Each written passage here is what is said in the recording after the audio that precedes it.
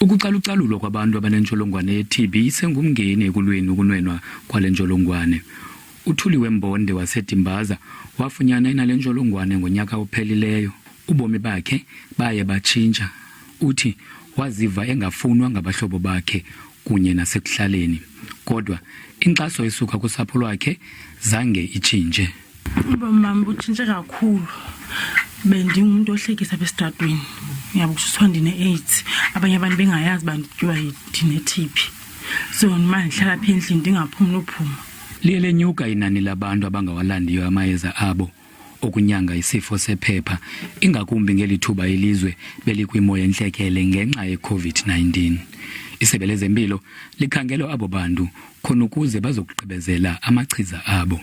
Nengxaki yento esiyibize ngoba ngesilungu lost to follow up.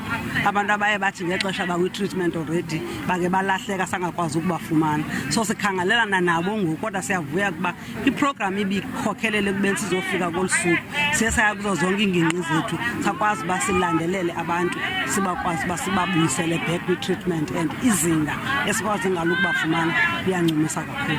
Isebe lezempilo likwaqinisekise ngelithi onke amaziko alo ezempilo kuquka kunye neekliniki anazo iinkonzo zonyango lwesifo sephepha.